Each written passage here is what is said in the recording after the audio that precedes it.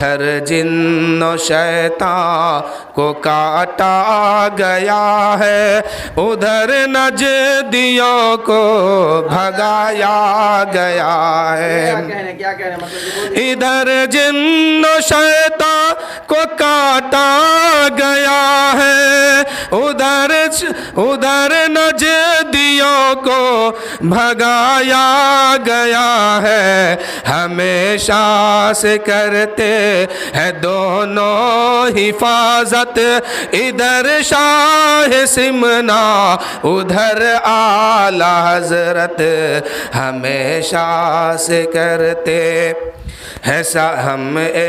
ہمیشہ سے کرتے ہیں دونوں حفاظت، ادھر شاہ سمنا ادھر اعلی حضرت۔ اور اگلا شعر دیکھیں، کبھی شاہ سمنا کا دامن نہ چھوٹے، کبھی اعلی حضرت سے رشتہ نہ ٹوٹے، فدا دل سے ان پر ہے سنی جماعت، ادھر شاہ سمنا ادھر اعلی حضرت۔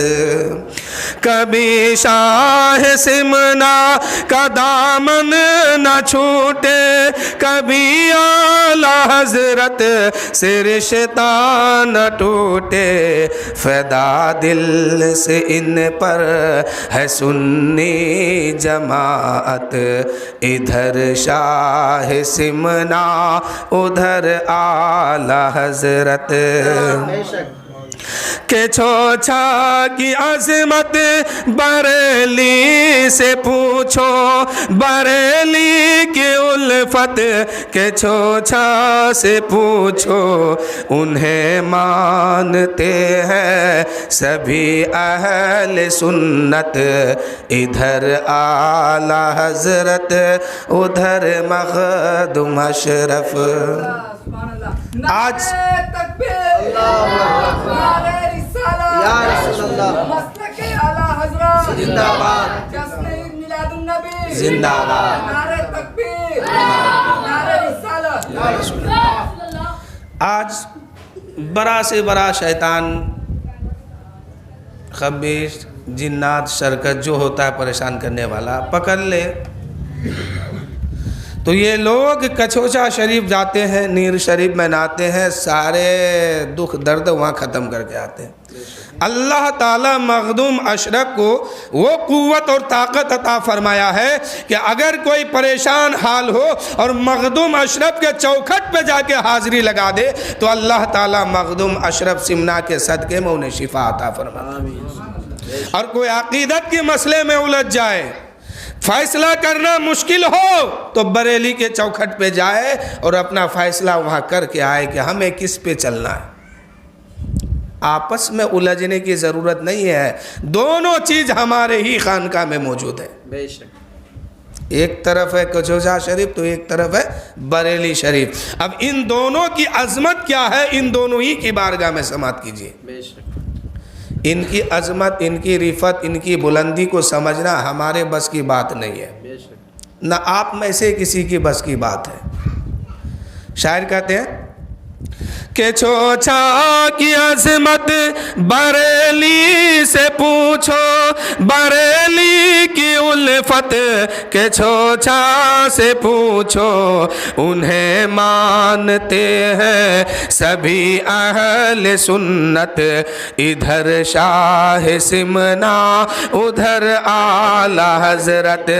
کسی کو زمانے کی دولت ملی ہے، کسی کو جہاں کی حکومت ملی ہے، انہیں ہم نے پایا یہ اپنی قسمت، ادھر شاہ سمنا ادھر اعلی حضرت، ادھر شاہ سمنا ادھر اعلی حضرت، ہے دونوں ہی اہل سنن کی ضرورت، ادھر شاہ سمنا ادھر اعلی حضرت۔ درود شریف پڑھیے، اللہم صلی علی सैयदना शफीना हबीबना मौलाना मोहम्मद मादिनिल जुद वल करम बारिक वसल्लम सल्लु अलैहि सलातम व सलामन अलैका या रसूल अल्लाह सल्लल्लाहु तआला अलैहि वसल्लम।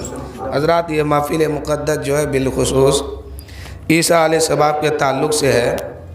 अल्लाह ताला कुरान मुक़द्दस में इरशाद फरमाया, कुल्लु नफ्सिन ज़ायक़तुल मौत। बेशक हर नफ्स को, हर जानदार को मौत का जायका लेना है, चखना है।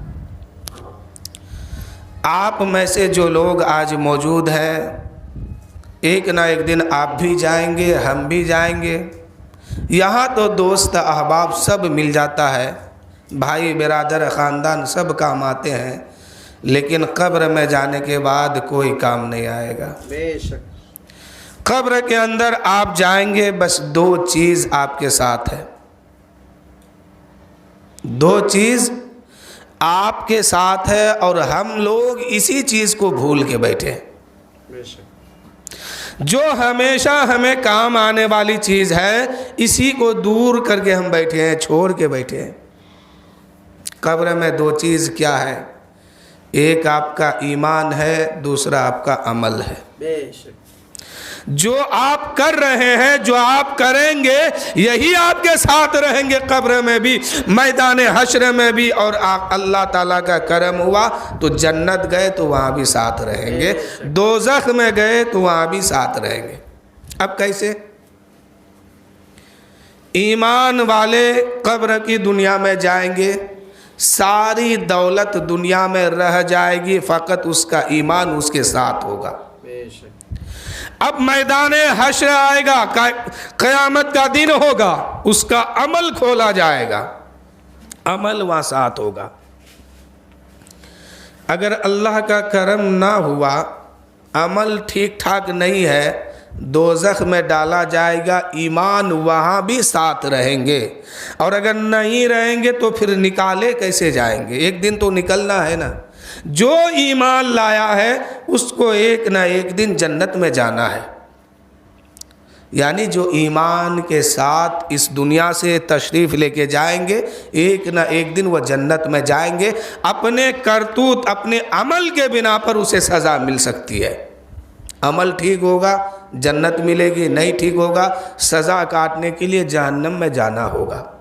फिर उससे निकाला जाएगा सिर्फ ईमान वालों को, इन लोगों को निकाल के फिर जन्नत में डाला जाएगा। बात मैं मुख्तसर अंदाज में करना चाहता हूँ, इसलिए कि आधा घंटा बचा है।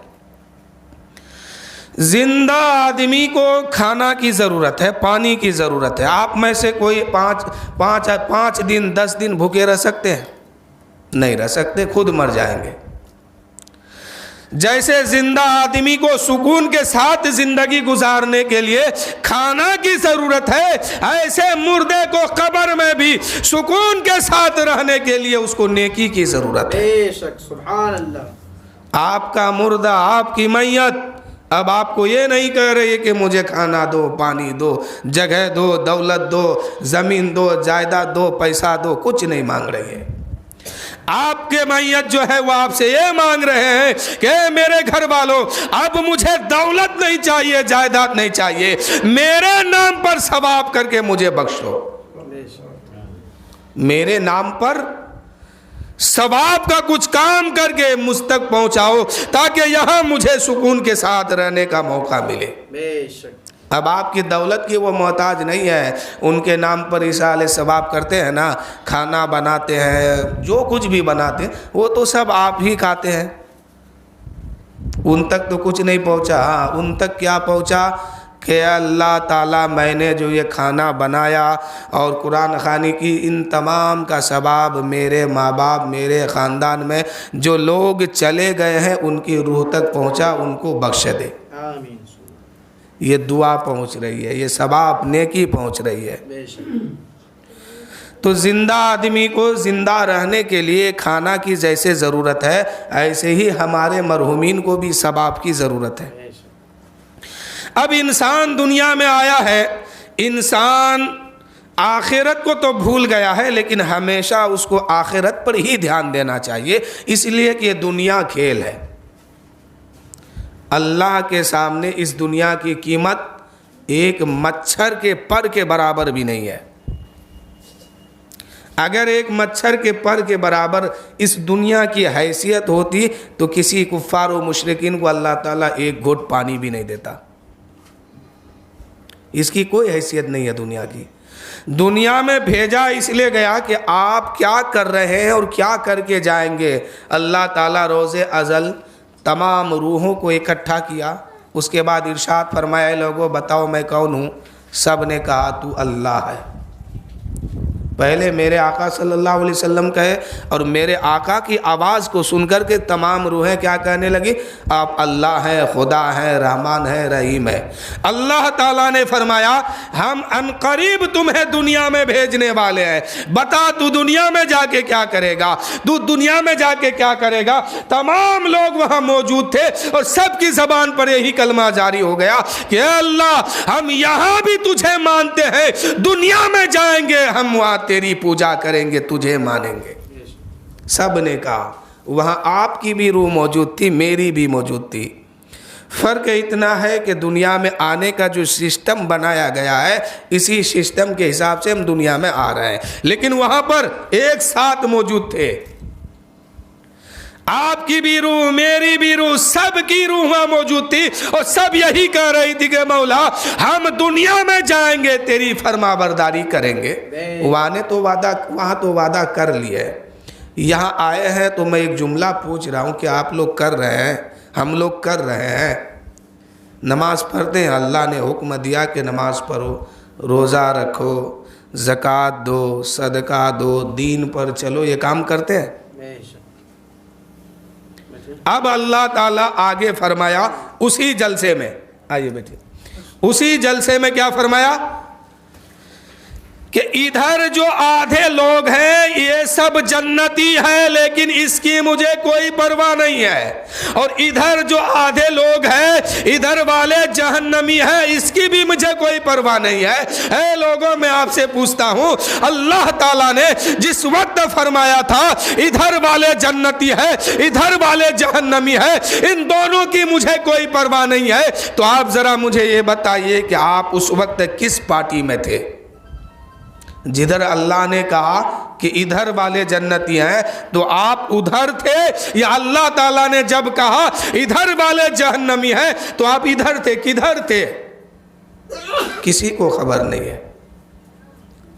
جب کسی کو پتا نہیں کہ ہم اس وقت کس پارٹی میں تھے، کس جماعت میں تھے، جنتی والی جماعت میں تھے کہ جہنمی والی جماعت میں، تو اللہ نے جو یہ موقع آپ کو اور ہم کو دیا ہے کہ اللہ نے قوم مسلم میں پیدا کیا ہے، ایمان والوں کے گھر میں پیدا کیا ہے، ایمان نصیب فرمایا ہے، تو پھر اللہ کے قانون کو مانتے کیوں نہیں ہے؟ اللہ نے جو موقع دیا، اے میرے بندے دنیا میں آئے ہو تو میری عبادت کر کے مجھے راضی کر کے دنیا سے آؤ تو جنت تمہارے لیے ہے.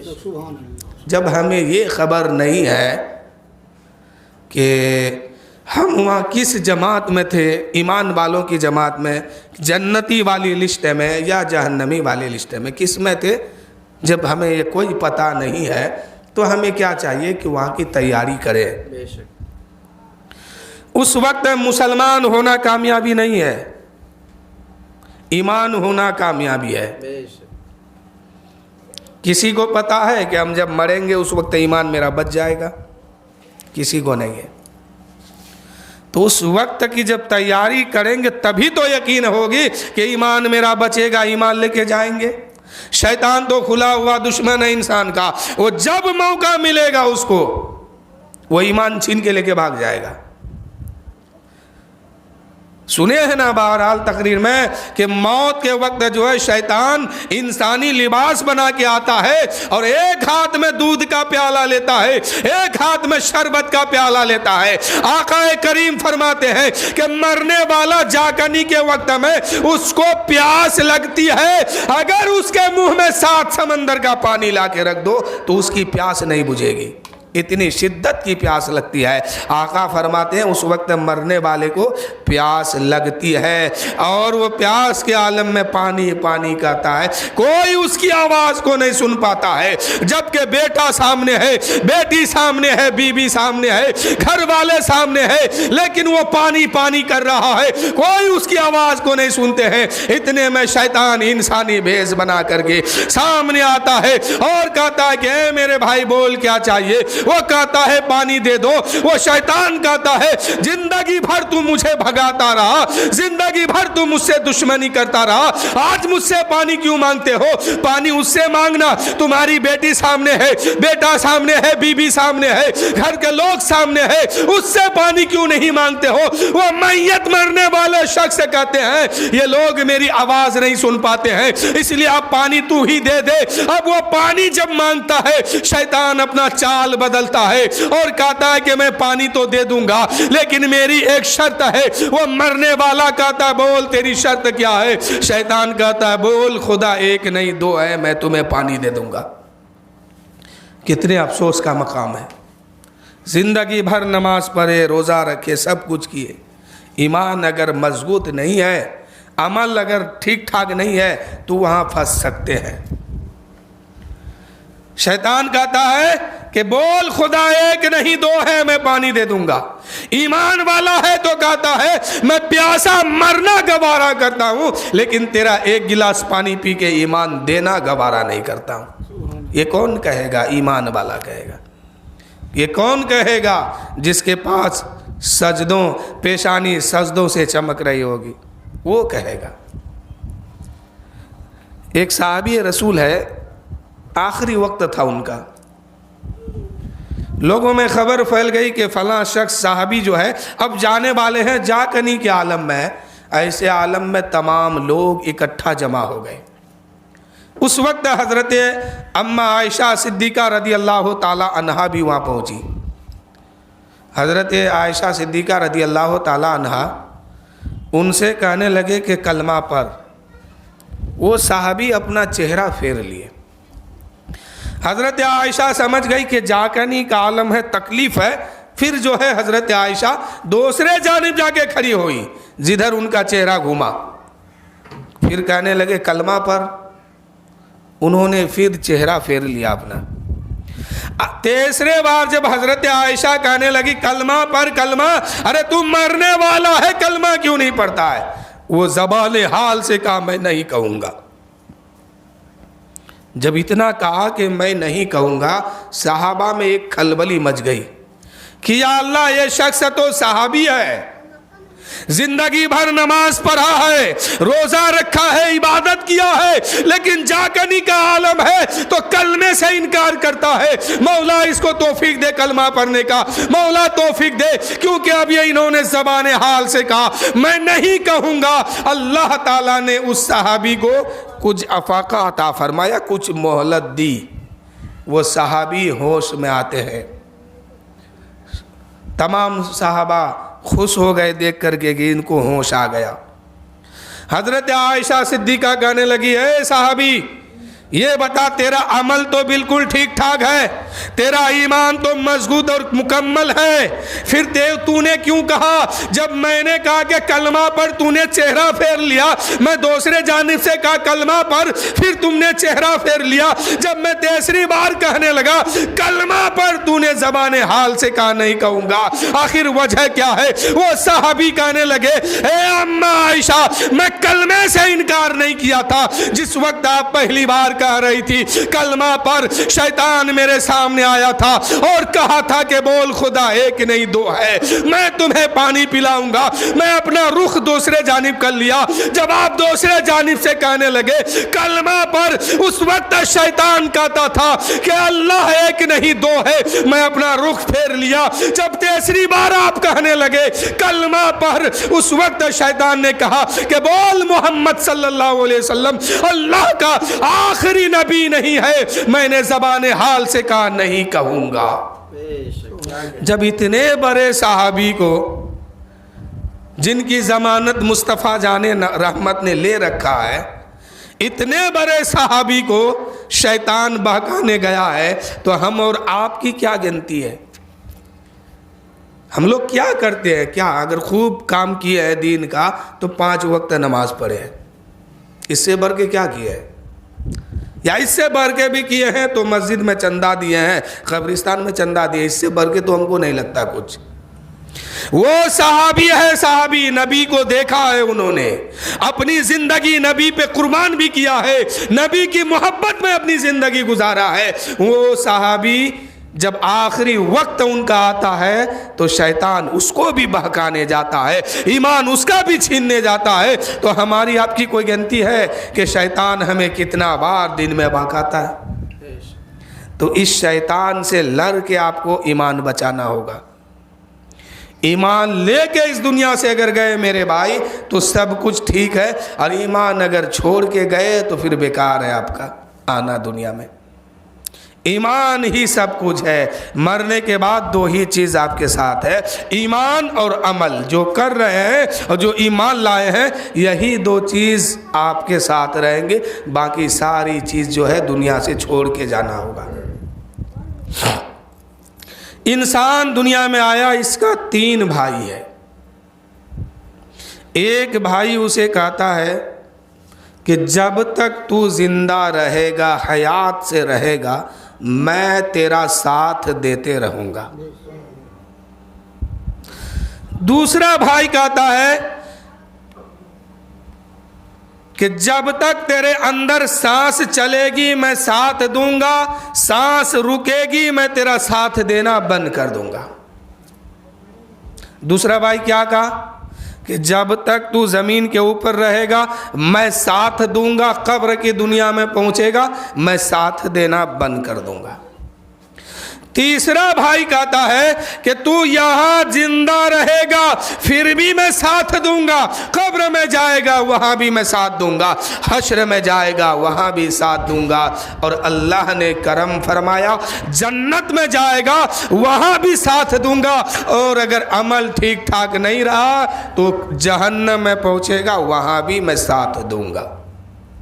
تو اب ہم لوگوں کو، انسانوں کو کس بھائی سے زیادہ محبت رکھنی چاہیے؟ کس پر زیادہ توجہ کریں گے؟ اس بھائی سے جو کہتا ہے جب تک تو چلتا پھرتا رہے گا میں تیرا ساتھ دوں گا، اور جو وہ بھائی یا اس بھائی سے جو کہتا ہے کہ قبر کی دنیا میں جا کے سوئے گا ساتھ دینا بند کر دوں گا، یا اس بھائی سے جو کہتا ہے ہمیشہ میں تیرے ساتھ رہوں گا، کس کا آپ ساتھی بنانا گوارا کرتے ہیں؟ ہم لوگوں کو ساتھی کون سا چننا چاہیے؟ کس سے ہم لوگوں کو دوستی کرنا چاہیے؟ آقا فرماتے ہیں کہ بندے کا 3 بھائی دنیا میں ہے۔ پہلا یہ کہ اس کی دولت اس سے کہہ رہی ہے کہ میرے بھائی جب تک تو زندہ رہے گا، سانس چلے گی، دل دھڑکے گا، میں تیرا ساتھ دوں گا، اور تیری سانس رکے گی میں تیرا ساتھ دینا بند کر دوں گا۔ اور اسی بھائی کے طرف سب سے زیادہ توجہ ہے۔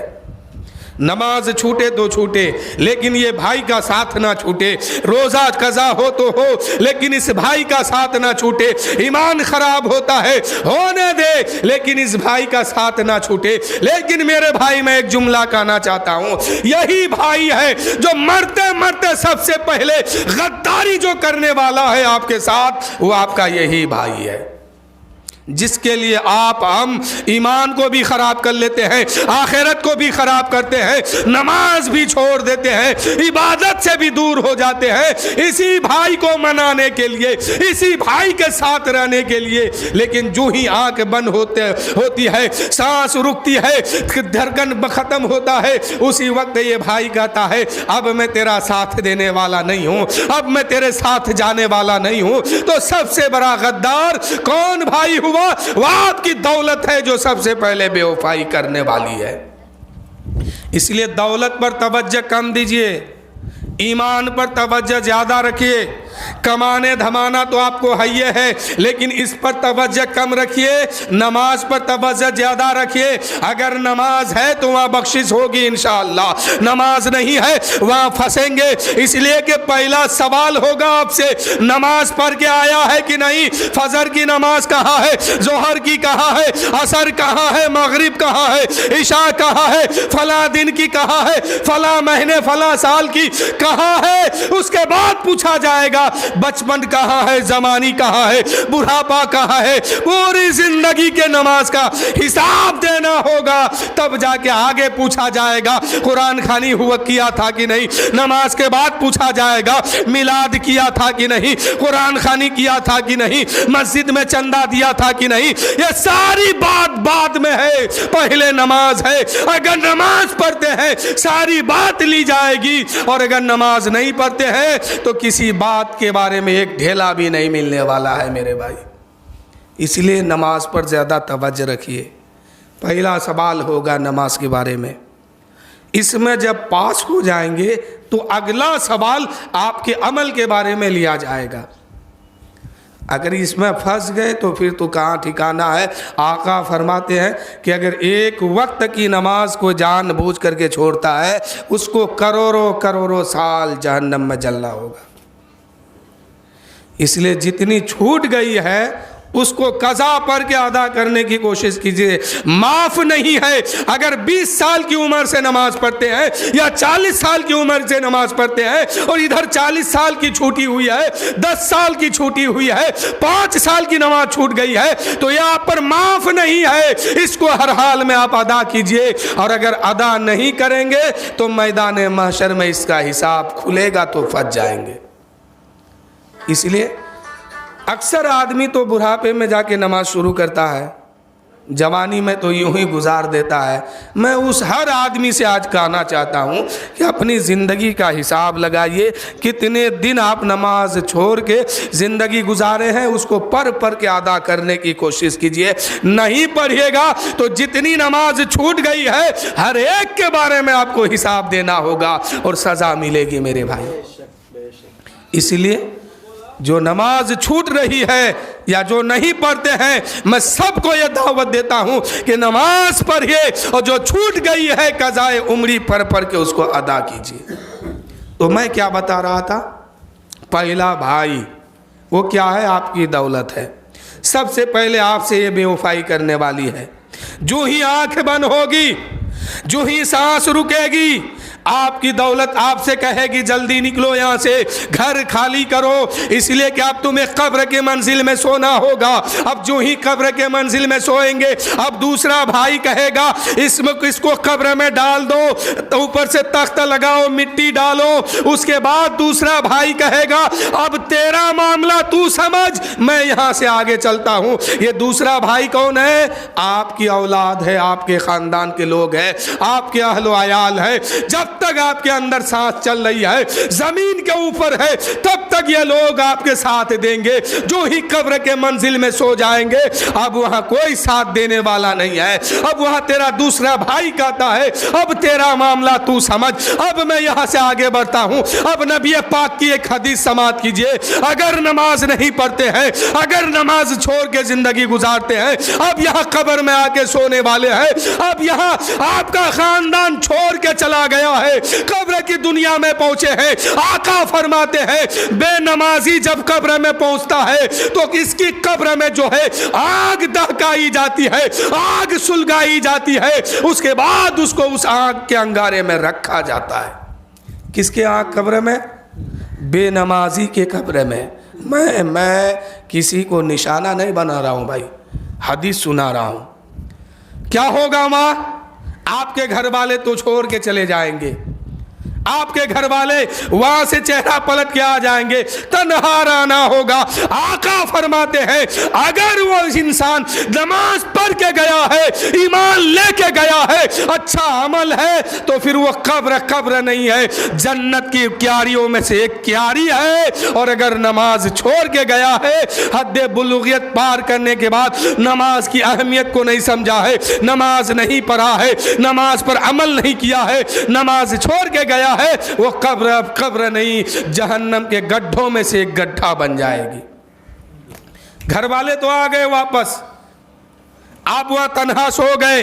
फर्ज कीजिए हर आदमी अपने बारे में कि हम ही मर गए हैं, हम ही कब्र में पहुंचे हैं, मेरे ही बेटा बेटी जो है वहां से वापस आ गए हैं, ऊपर से मिट्टी डाल दिए हैं, अब वहां से भागने का कोई रास्ता नहीं है। अब कब्र के अंदर आग जल रही है, आग सुलग रही है, आग में उस इंसान को डाला जा रहा है। आका फरमाते हैं कि दूसरा अजाब ये दिया जाता है कि उसके कब्र को आपस में मिला दिया जाता है। कब्र जब आपस में मिलती है, इंसान उसमें पीस जाता है, उसकी एक एक हड्डी जो है बिल्कुल सुरमा बन के पीसा जाता है, फिर उसको दोबारा ठीक किया जाता है, फिर पीसा जाता है। ये सजा क़यामत तक चलता रहेगा। और तीसरा बताएं, 3 बात इसमें है।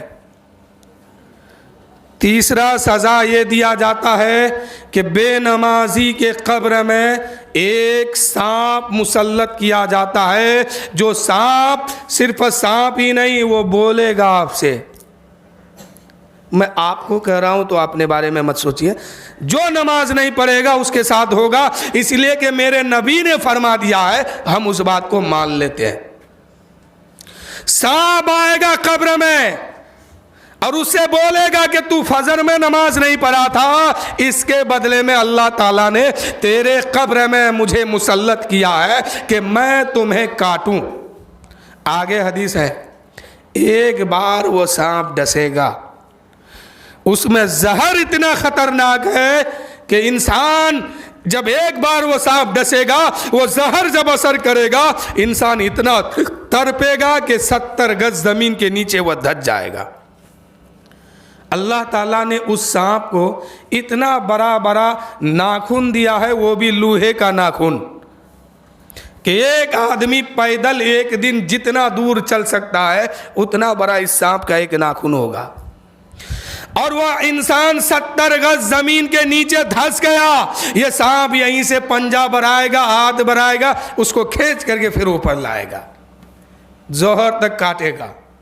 कहेगा अरे जोहर भी नहीं है तेरे पास, फिर मैं काटूंगा, फिर काटेगा, तड़पेगा वो इंसान, रोएगा इंसान, चिल्लाएगा, लेकिन भागने का तो कोई सुराग उसमें है नहीं, इंसान वहां से भाग सकता नहीं है। और मौत दोबारा नहीं होगी, मरना सिर्फ एक बार है, वो भी दुनिया से जाने के लिए। फिर जब हम वहाँ जिंदा किए जाएंगे तो मरेंगे अब नहीं। फिर वो डसेगा जोहर तक, जोहर की नमाज नहीं है तो असर तक, यानी जब जब नमाज नहीं पढ़े हैं ये सज़ा क़यामत तक चलता रहेगा। इसलिए नमाज पढ़िए मेरे भाई, कोई काम आने वाला आपका नहीं है वहाँ, आपका अमल काम आएगा, आपका ईमान काम आएगा। दूसरा भाई वहाँ आपका साथ छोड़ दिया, अब आपका तीसरा भाई का नंबर आ रहा है। मैंने 3 भाई बताया, अब यह तीसरा भाई कहता है कि तू जिंदा है तो भी मैं तेरे साथ हूं, मरेगा तो भी मैं साथ रहूंगा, कब्र में जाएगा तो भी साथ रहूंगा। ये तीसरा भाई आपका कौन है? यह आपका अमल है, अमल जो आप करते हैं, चाहे अच्छा काम कीजिए, चाहे गलत काम कीजिए, चाहे नेकी कमाइए, चाहे गुनाह कमाइए, यही अमल आपके साथ रहेंगे। जब तक आप जिंदा रहेंगे तब तक साथ रहेंगे, कब्र में जाएंगे वहां भी साथ रहेंगे, हश्र में पहुंचेंगे वहां भी साथ रहेंगे। अल्लाह अगर करम फरमाया, अमल ठीक ठाक है, रब का करम होगा, जन्नत में पहुंचेंगे वहां भी साथ रहेगा। और अगर अमल ठीक नहीं है मेरे भाई, तो यही अमल आपको जहन्नम में लेके जाएगा और कहेगा मैं तेरा वही अमल हूँ, वही काम हूँ जो दुनिया में तूने बुराई किया, गुनाह किया, लोगों को परेशान किया, मैं तेरा वही अमल हूँ, आज तुझे जहन्नम में आना पड़ा। बेशक। तो यह अमल ना आपको जीते जी छोड़ रहा है, ना कब्र की दुनिया में, ना हश्र के मैदान में, ना जन्नत में, ना दोज़ख में, हमेशा आपके साथ रहने वाला है। तो आप सबसे ज्यादा तवज्जो उस भाई पर दीजिए जो हमेशा आपका काम आने वाला है। यह दुनिया खेल है, दुनिया धोखा है। आप खुद देख रहे हैं कि आज से पहले आपका परदादा दुनिया में था, उसके बाद उसका दादा था, उससे पहले उसका दादा था, लेकिन उनका आज कोई नाम लेने वाला नहीं है। ऐसे ही आप भी जाएंगे, रूह निकलेगी, कुछ दिन तक आपका बेटा बेटी आपको याद रखेंगे, फिर वो लोग इस दुनिया से जाएंगे, पर पोता पर नाती आएंगे, वहां तक तो ठीक ठाक है, उसके बाद जो आएंगे आप भुला दिए जाएंगे। दौलत तो आपकी वहां तक चलेगी जहां लोग आपको भूल जाएंगे, लेकिन हमेशा दौलत जो चल रही है वो तो आपका कोई काम नहीं आया। काम आने वाला क्या है? वो आपका अमल है। अमल पे हमेशा गौर कीजिए। रोज आदमी इंतकाल करते हैं, आप ही लोग रोज उनको कंधे पे उठाते हैं, कब्रिस्तान पहुंचाते हैं, फिर वापस आते हैं। क्या इससे भी इबरत हासिल करने का मकाम नहीं है? ये भी इबरत है ये कि आओ देखो हम कैसे आए हैं। तो मेरे दोस्तों बुजुर्गों, अल्लाह ताला ने पहले ही बता दिया कि तुम आए हो दुनिया में तो तुम्हें मरना होगा। तुम आए हो दुनिया में तो तुम्हें मरना होगा, वापस आना होगा, मेरी बारगाह में आके हिसाब देना होगा। अल्लाह ताला फरमाता है कि मेरी बारगाह में आके हिसाब देना होगा। अब आकाए करीम फरमाते हैं कि रब की बारगाह में जब बंदा खड़ा होगा और रब हिसाब मांगेगा, बुढ़ापे का, जवानी का, बचपन का हिसाब मांगेगा, तो आका फरमाते हैं कि बंदा अपने रब की बारगाह में अगर खड़े हो गए, चेहरा जिधर है घुमाने का भी इसको मौका नहीं मिलेगा। अगर दायां पैर इसका आगे है, बायां पीछे है, तो दोनों पैर बराबर भी करने का मौका नहीं मिलेगा। उस वक्त जिंदगी के बारे में हिसाब देना होगा। हर लम्हा, हर घड़ी क्या किए हैं, सब हिसाब देना होगा। तो इसलिए हमेशा इस बात पर गौर कीजिए, हमें मर के कब्र में जाना है, वहाँ रहना है, उसके बाद रब के सामने मुंह दिखाना है और हमें हिसाब दे के जन्नत में जाना है। बेशक, सुभान अल्लाह, सुभान अल्लाह। जन्नत मौकूफ है मुस्तफ़ा जाने रहमत की रहमत पर। अल्लाह की रहमत जो कब्र में मुतवज्जह होती है वो सिर्फ इसलिए कि मुस्तफ़ा जाने रहमत के सदके में।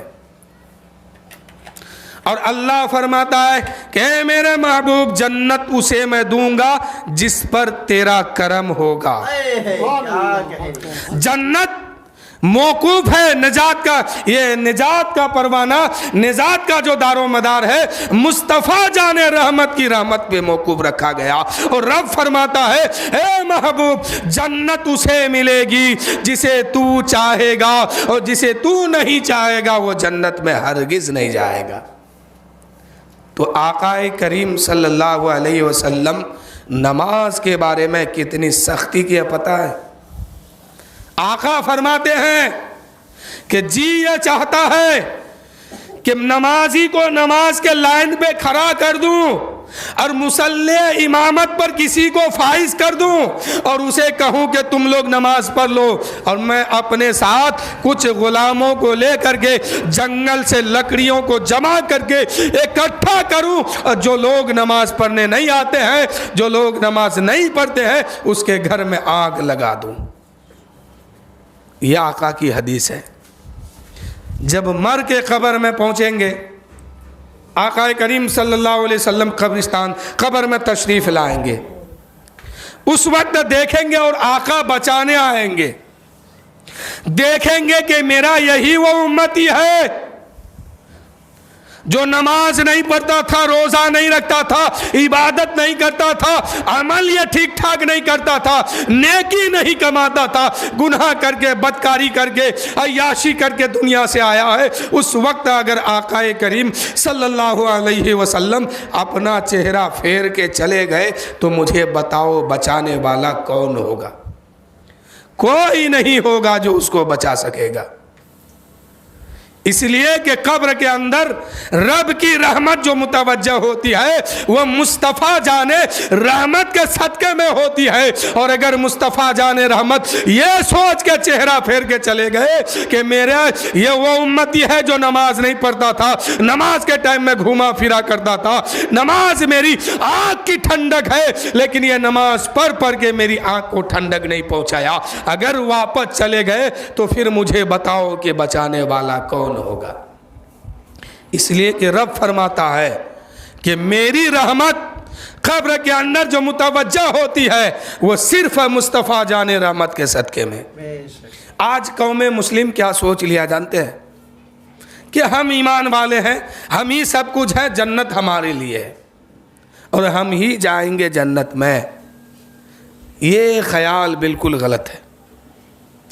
जन्नत उसे मिलेगी जिसके दिल में मुस्तफ़ा जाने रहमत की मोहब्बत होगी और जिसके पास ईमान होगा वही इंसान जन्नत में जाएंगे। और मुसलमान होना या मुसलमान के घर में पैदा हो जाना ये कामयाबी की दलील नहीं है। दलील कामयाबी की ये है कि आप ईमान लेके इस दुनिया से जाइए, अमल ठीक करके जाइए तो जन्नत मिलेगी। अमल गड़बड़ होगा तो बहुत मुश्किल में होगी। हम लोग सोचते हैं कब्र में जाएंगे, आका करीम सल्लल्लाहु अलैहि वसल्लम तशरीफ़ लाएंगे, इधर फरिश्ते भी आएंगे, सवाल भी होगा, आका करम फरमाएंगे, हम बच जाएंगे, पास हो जाएंगे। और इधर दुनिया में रह करके ना नमाज पढ़ते हैं, ना रोज़ा रखते हैं, ना इबादत करते हैं, ना हलाल व हराम में फ़र्क करते हैं, सब चल रहा है। और वहाँ ख्याल ये रखे हैं। बस आखिरी एक जुमला सुनिए। एक सहाबी रसूल आए मस्जिद नबवी शरीफ में। वो सहाबी देहात के रहने वाले थे, देहाती सहाबी थे। ला इल्मी की बुनियाद पर उसे इल्म नहीं था, इस बात की जानकारी नहीं थी। उन्होंने अपने हाथ में सोने की अंगूठी पहन के हुजूर की बारगाह में तशरीफ़ लाए। हुजूर की बारगाह में आके खड़े हो गए और सामने आके कहने लगे अस्सलामु अलैकुम या रसूल अल्लाह। हुजूर ने उसके सलाम का जवाब नहीं दिया, चेहरा फेर लिए। वो देहाती साहबी समझ गए कि मैं देहात का रहने वाला हूँ और मैं यहाँ बार बार नहीं आ पाता हूँ, कभी कभी आता हूँ, हो सकता है मेरे नबी मुझे नहीं पहचाने होंगे। जिधर हुजूर ने चेहरा फेर लिया उधर ही वो साहबी फिर गए और फिर सलाम करने लगे। हुजूर ने फिर अपना रुख फेर लिए। साहबी समझ गए कि हुजूर मेरे सलाम का जवाब नहीं देते हैं, हो सकता है कि नहीं पहचानते होंगे। जिधर मेरे नबी ने अपना रुख किया साहबी फिर उधर पहुंचते हैं और कहते हैं सलाम, तो मेरे आका फिर अपना चेहरा फेर लेते हैं। वो साहबी ज़ारो कतार रोने लगा और कहने लगे या रसूल अल्लाह, मुझसे कौन ऐसी गलती हो गई है, खता क्या है मेरी कि मैं सलाम करता हूँ आप उसका जवाब नहीं देते हैं। वो साहब मेरे आका फरमाते हैं ओ साहबी सुनो, आज तुम अपने हाथ में जहन्नमी वालों का लिबास पहन के रखा है, इसलिए मैं तेरे सलाम का जवाब नहीं देता हूं। लिबास क्या था? लिबास अंगूठी पहनना, वो भी सोने की अंगूठी पहने थे। मर्द के लिए सोने की अंगूठी हराम है, चांदी की 4 माशा से कम हो ये जायज़ है। एक अंगूठी मर्द के लिए चांदी की जायज़ है, सोने की जायज़ नहीं है। आका फरमाते हैं जहन्नमी लिबास तेरे हाथ में मौजूद है, इसलिए मैं तेरे सलाम का जवाब नहीं देता हूँ और तेरा चेहरा मैं देख नहीं रहा हूँ, चेहरा पलट रहा हूँ। तो मेरे भाइयों ज़रा गौर कीजिए, वो सहाबी है, अगर उसके हाथ में ला इल्मी की बुनियाद पर सोने की एक अंगूठी हो, वो भी वो गलती ये है कि उसको इल्म नहीं है, जानते नहीं थे कि पहनना हराम है, वो उन्होंने ला इल्मी की बुनियाद पे पहने हैं, तो आकाए करीम उसके सलाम का जवाब नहीं देते हैं। और आज सब कोई जानता है कि हमें नमाज पढ़ना चाहिए, नमाज हम पे फर्ज है, फिर भी नहीं पढ़ते हैं। मरेंगे, कब्र की दुनिया में पहुंचेंगे, मुनकर नकीर आएंगे, सवाल करेंगे, उधर मेरे आका भी तशरीफ लाएंगे और देखेंगे यही मेरी वो उम्मत है जो नमाज नहीं पढ़ता था, रोजा नहीं रखता था, इबादत नहीं करता था। अगर रुख फेर के चले गए तो फिर मुझे बताओ कि बचाने वाला आपको उस वक्त कौन होगा? صحابی کے ہاتھ میں لا علمی کی بنیاد پر اگر ایک سونے کی انگوٹھی ہو، وہ بھی وہ جانتے نہیں تھے تب پہنے تھے، اگر جان لیتے تو وہ نہیں پہنتے، لا علمی کی بنیاد پر پہنتے ہیں، تو میرے نبی اس کے سلام کا جواب نہیں دیتے ہیں۔ اور جو جان رہا ہے فجر میں نماز فرض ہے، ظہر میں فرض ہے، عصر میں فرض ہے، مغرب میں فرض ہے، عشاء میں فرض ہے، زندگی کی ساری نماز چھوڑ کر کے زندگی گزارتے ہیں، اور قبر میں جائیں گے کیا حال ہوگا؟ اگر آقا چہرہ پھیر کے چلے گئے پھر بچانے والا کوئی نہیں ہوگا، اس لیے کہ آپ کے قبر میں اللہ کی رحمت جو متوجہ ہوگی وہ رسول پاک کے صدقے میں ہوگی، اور آقا اگر چہرہ پھیر کے چلے گئے تو پھر بچانے والا کوئی نہیں ہوگا میرے بھائی۔ اس لیے نماز پڑھا کیجئے، نماز فرض ہے، نماز کسی پہ معاف نہیں ہے، ہمیشہ ہمیشہ پڑھا کیجئے۔ وہ صحابی کیا کیے؟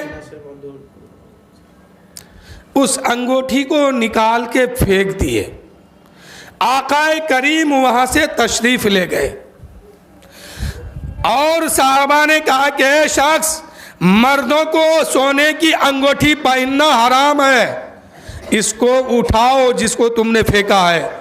عورتوں کے لیے جائز ہے، اسے بیچ کر یا اسے سونار کے پاس لے کے جاؤ، کوئی اور زیور بنا کے اپنی بیوی کو دے دو، اپنی بیوی کو دے دو۔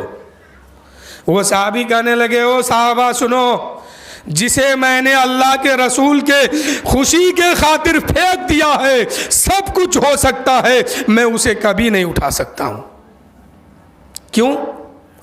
کہ جب تک میرے پاس تھا تب تک اللہ کے رسول ناراض تھے مجھ سے، اور جو ہی میں نے اسے پھینک دیا اللہ کے رسول مجھ سے راضی ہو گئے، تو قسم خدا کی اب میں اس سونے کو کبھی نہیں اٹھا سکتا ہوں۔ تو میرے بھائی، ہمیں آپ کو کیا کرنا چاہیے؟ جس سے اللہ راضی ہو، جس سے رسول خوش ہو، ہمیں وہی کام کرنا چاہیے۔ اور باقی جو دنیا میں کام کر رہے ہیں وہ کام آپ کا فضول ہونے والا ہے۔ مریں گے، قبر کی دنیا میں پہنچیں گے، سارے جو کام ہے آپ کے دنیا ہی میں رہ جائیں گے، اور اس سے کوئی دوسرا فائدہ اٹھائے گا۔ آپ کا عمل آپ کے قبر میں جائے گا، آپ کا ایمان آپ کے ساتھ رہے گا۔ اگر عمل ایمان دونوں صحیح ہے تو انشاءاللہ قبر میں جنت کا بچھونا بھی آپ کے لیے ہے، اور میدان محشر میں رسول پاک کی شفاعت بھی آپ کے لیے ہے، اور حضور کے چادر کے نیچے چھپنے کی جگہ بھی آپ کو ملے گا۔ تو اس لیے میرے بھائی، جنت آپ کی ہے۔ شاعر کہتے ہیں، میں آ گیا ہوں دل میں عشق نبی لیے ہوئے، اے بہشت بول تیرا دام کتنا ہے۔ یہ کون کہے گا؟ سب نہیں کہے گا۔ سب کیسے کہے گا؟ سب تو وہاں پہنچ بھی نہیں پائے گا، سب وہاں پہنچ بھی نہیں پائے گا، اس لیے کہ جہنم جو بنایا گیا ہے یہ عام ہے، عام، خاص نہیں ہے کسی کے لیے۔ جو غلط عمل کر کے جائے گا اس کو اس میں جانا ہوگا۔ اور جہنم میں ایک وادی ہے، بس 5 منٹ اور درود شریف پڑھیے، اللہم صلی علی سیدنا شفیعنا نبینا مولانا محمد وسلم، صلو علیہ الصلوۃ والسلام علیک یا رسول اللہ صلی اللہ تعالی علیہ وسلم۔ جہنم میں ایک وادی ہے جو سب سے خطرناک ہے۔ جہنم کے بیچ میں ایک جگہ ہے جس سے جہنم کی آگ ایک دن میں اللہ کی بارگاہ میں 400 مرتبہ پناہ مانگتی ہے کہ مولا اس آگ سے مجھے مت ملانا، اس آگ سے مجھے مت ملانا۔ کس آگ سے؟ جو جہنم کے اندر سب سے خطرناک ہے، سب سے مشکل ہے، سب سے پریشانی کی زیادہ جگہ ہے، وہ اس آگ سے جہنم کے طرف، جہنم کے بیچ میں چاروں طرف جو آگ جل رہی ہے، یہ آگ اللہ کی بارگاہ میں سوال کرتی ہے روزانہ کہ مولا اس آگ سے مجھے مت ملانا جسے تو نے مسلمان کے لیے بنایا ہے۔ وہ مسلمان کون ہے؟ سب کے لیے نہیں ہے۔ وہ آگ کہتی ہے کہ مولا اس آگ سے مجھے مت ملانا جسے تو نے مسلمان بے نمازی کو جلانے کے لیے بنایا ہے۔ کتنا خطرناک عذاب ہے وہاں۔ اور سب سے بڑا عذاب جہنم کے اندر جو پیدا کیا گیا ہے وہ مسلمان کے لیے ہے، اس لیے کہ یہ جان سن کر کے سب کچھ نہیں کرتا ہے، سارا کام کرتے ہیں، نہیں کرتے ہیں تو وہی نہیں کرتے ہیں جو آخرت میں کام آنے والے ہیں۔ تو اس لیے میرے بھائی آپ بھی نماز پڑھیے، ہم بھی پڑھیں، اللہ کی بارگاہ میں ہمیشہ دعا کیجئے۔ اگر آپ پڑھتے ہیں تو کہیے کہ مولا ہمیں تو تو نے توفیق دے دیا، لیکن جو نہیں پڑھتے ہیں ایمان والے ہیں اسے بھی تو توفیق دے دے، تاکہ ہمارا وہ بھی بھائی جو ہے، وہ بھی بہن جو ہے، جنت کا راستہ اختیار کر لے۔